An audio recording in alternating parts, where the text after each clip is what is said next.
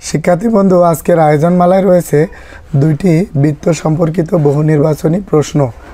শিক্ষার্থী বন্ধু, let's go start. আমরা দেখতে পাচ্ছি ও কেন্দ্রবিশিষ্ট বৃত্তের এক্স এর মান কত। আমাদের এই মানটি আমাদের নির্ণয় করতে বলা হয়েছে। এটি মান নির্ণয় করার জন্য আমাদের এখানে বলা হয়েছে 108 ডিগ্রি। তাহলে এই কোণটি হলো কি কোণ? এই কোণটি যেহেতু কোণটির শীর্ষবিন্দু কেন্দ্রের উপর অবস্থিত, অবশ্যই এটি কেন্দ্রস্থ কোণ।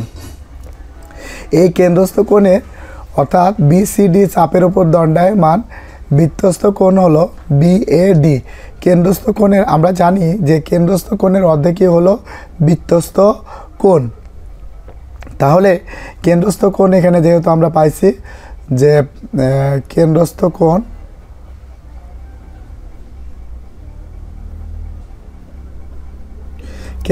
কোণ বিওডি, এই কোণটা সমান 180 ডিগ্রি। যেহেতু আমাদের এখানে বৃত্তস্থ কোণ বিএডি, তাহলে আমরা এখানে লিখতে পারি বৃত্তস্থ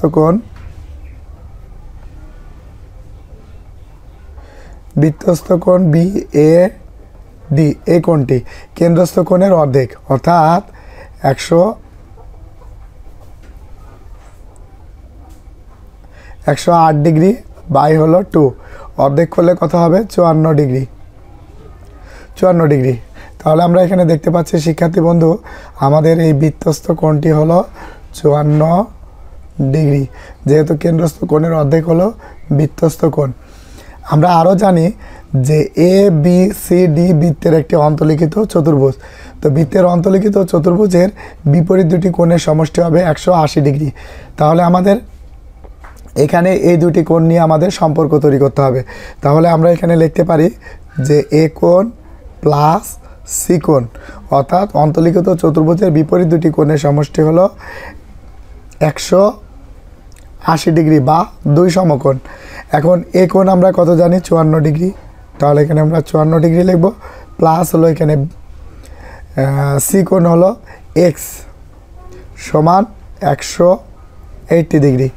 তাহলে এখানে হলো এক্স, এটা প্লাস আছে ওই পাশে, এটা প্লাস আছে, পক্ষান্তর করে অপর পাশে লিখলে সেটা হবে মাইনাস 54 ডিগ্রি।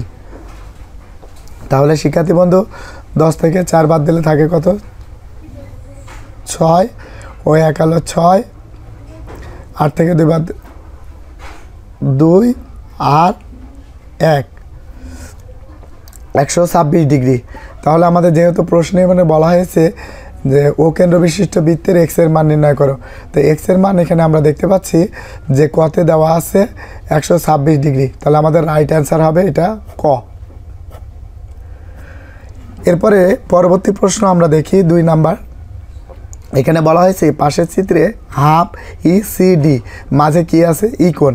তাহলে মাঝে আছে সি কোণ। তাহলে আমাদের এই কোণটি বলা হয়েছে নির্ণয় করতে বলা হয়েছে। এই কোণটিকে আমরা দুইটি ভাবে নির্ণয় করতে পারবো। যেহেতু আমরা জানি যে বহিস্থ কোণ, আচ্ছা, এই এ বি সি ডি এই চতুর্ভুজটি হলো বৃত্তের অন্তর্লিখিত চতুর্ভুজ। এই জন্য বিপরীত দুটি কোণের সমষ্টি হবে 180 ডিগ্রি। তাহলে এটা যদি 80 ডিগ্রি হয় তাহলে আমাদের এই কোণটা হবে 100 ডিগ্রি, অর্থাৎ এই দুটি কোণ মোট করলে পারে 180 ডিগ্রি হবে। এখন শিক্ষার্থী বন্ধু, যেহেতু আমাদের এখান থেকে এটুকুকে বলতে পারি আমরা এক সরল কোণ, অর্থাৎ এই সন্নিহিত কোণটির সিডি বাহুর বিপরীত পাশে অবস্থান করছে। তাহলে এই কোণটি হলো 100 ডিগ্রি। তাহলে এই কোণটি আমাদের কত ডিগ্রি হবে? তাহলে আমাদের যেহেতু এক সরল কোণ 180 ডিগ্রি, 180 ডিগ্রি থেকে আমরা এই 100 ডিগ্রি কোণটি বাদ দিয়ে দেব। তাহলে আমাদের এখানে থাকবে কত? আচ্ছা, আমরা এখানে 180 ডিগ্রি থেকে এই 100 ডিগ্রি বাদ দিয়ে দেবো। তাহলে এখানে থাকবে কত? 80 ডিগ্রি।